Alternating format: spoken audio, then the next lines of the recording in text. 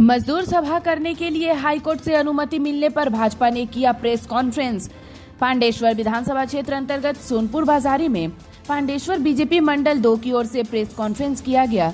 इस दौरान बीजेपी मंडल 2 के अध्यक्ष वेणुधर मंडल ने कहा कि कुछ दिन पहले 1 मई को बीजेपी की ओर से बंकोला में मजदूर सभा का आयोजन होना था, लेकिन किसी कारणवश हमें थाने से अनुमति नहीं मिली, जिसके कारण हम कार्यक्रम नहीं कर पाए। उन्होंने कहा कि हमने हाई कोर्ट से इस कार्यक्रम को करने के लिए परमिशन लिया है। आज इस प्रेस कॉन्फ्रेंस के जरिए वह लोगों को बताना चाहते हैं कि हमें इस कार्यक्रम के लिए हाई कोर्ट से अनुमति मिल चुकी है और आने वाले 24 मई को यह कार्यक्रम बंकोला में होने जा रहा है। आज के प्रेस के बोला হয়েছে ডাকানো হয়েছে একটাই কারণ যে আমাদের রাজ্যের নেতা মাননীয় শ্রী জিতেন্দ্র রেড্ডি মহাশয় দারুণ পার্টি অফিসে শ্রমিকদের স্বার্থের জন্য একটা 1 মে বলা হয়েছিল যে আমরা শ্রমিক দিবস পালন করব বাকলা ইন্দিরা চৌকে। তার জন্য আমরা পুলিশকে কাছে ইনফরমেশন দিয়েছিলাম পারমিশনের জন্য। তালবানা করতে করতে আমাদের যা পুলিশ যেভাবে যা ডকুমেন্টস বলেছিল আমরা তাই মেনে করেছিলাম, কিন্তু পুলিশরা শেষ পর্যন্ত পারমিশন দেয়নি। তার জন্য বাধ্য হয়ে আমাদেরকে হাইকোর্ট যেতে বাধ্য হয়েছিল।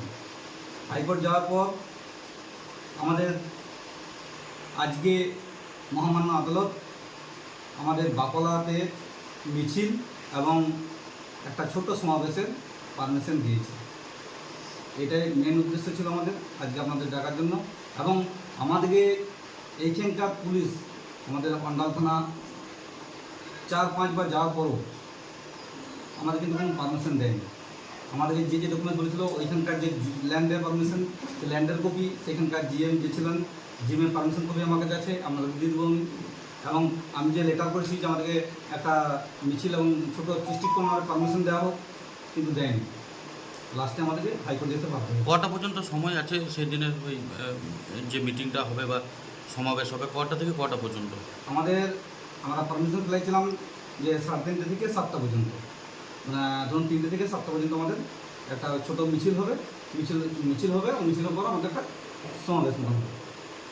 পারমিশনটা কেন দেওয়া হয়নি? পারমিশন দেওয়া হয়নি বলতে অ্যাকচুয়ালি দেখুন শাসক দল কোনো পুরো মতন পেমেন্ট দেওয়া হয় না।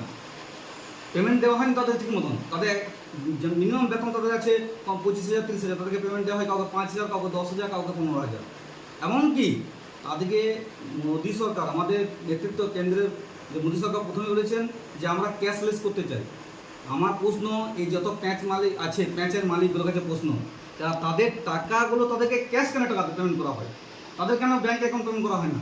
তাদের কেন পিএফ কাটা হয় না? তাদের কোনো মেডিকেল ফেসিলিটি কেন নেই? এটা আমার প্রশ্ন। আর শ্রমিকের জন্য আমাদের সেদিনে 1 তারিখে 1 মে শ্রমিক দিবস হিসেবে আমরা এটা পালন করতাম এবং শ্রমিকের জন্য আমরা কথা বলতাম, কিন্তু সেটা আমাদের দেয়নি পারমিশন। তার জন্য আমরা হাইকোর্ট থেকে পারমিশন নিয়েছি এবং যত শ্রমিক আছে পান্ডেশ্বর বিধানসভায় সব শ্রমিকের অসংগঠিত শ্রমিক যারা কাজ করে তাদের কাছে তাদের কাছে আমন্ত্রণ থাকবে, তারা অবশ্যই সেদিন আসুন। এবং আপনাদের জন্য আমরা লড়াই করছি যে আমাদের কেন কম বেতন দেওয়া হয় এবং আপনাদের কেন পিএফ কাটা হয় না, এটার জন্য আপনাদের জন্য আমাদের লড়াই। যে কোনো মতে যাতে শাসক দল পারমিশন জন্য পুলিশের উপর চাপ ছিল, বহুত কিছু কাগজ চাইছিল, কোথাও ডেকোরেটের কাগজ চাইছিল, কখনো সাউন্ডের কাগজ চাইছিল, কখনো কটা গাড়ি থাকবে গাড়িগুলো কাগজ চাইছিল, কতগুলো ভরিত বহুত কৈফত। লাস্টে আমরা বাধ্য হলাম হাইকোর্টে যেতে। কত তারিখে সমাবেশটা আছে আপনাদের? আমাদের 24 তারিখে পারমিশন হয়েছে আমাদের মহামান্য আদালত থেকে।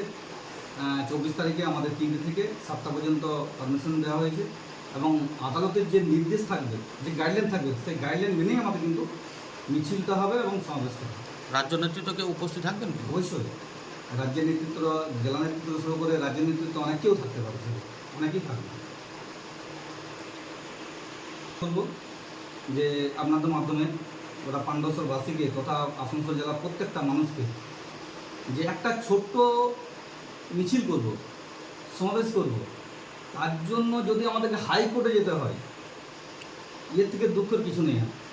একটা মিছিল করাকে অধিকার নেই। গণতন্ত্র দেশে, গণতন্ত্র জায়গায় আমরা প্রত্যেকটা পার্টি, প্রত্যেকটা রাজনৈতিক দল তার মিছিল, তার আদর্শ নীতি ধরে তুলবে। কিন্তু এইখানে দেখলাম এই প্রথমবার পান্ডেশ্বর বিধানসভায় আমরা দেখলাম যে আমাদেরকে হাইকোর্টে যেতে হলো সামান্য একটা মিছিল করার জন্য।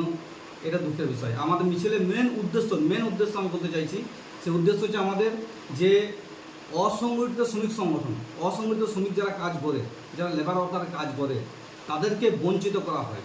কীভাবে বঞ্চিত করা হয় না, যারা এখানে অনেকগুলো আমাদের এখানে প্যাঁচ চলছে, অনেক কন্ট্রাক্টর এসে কাজ করে,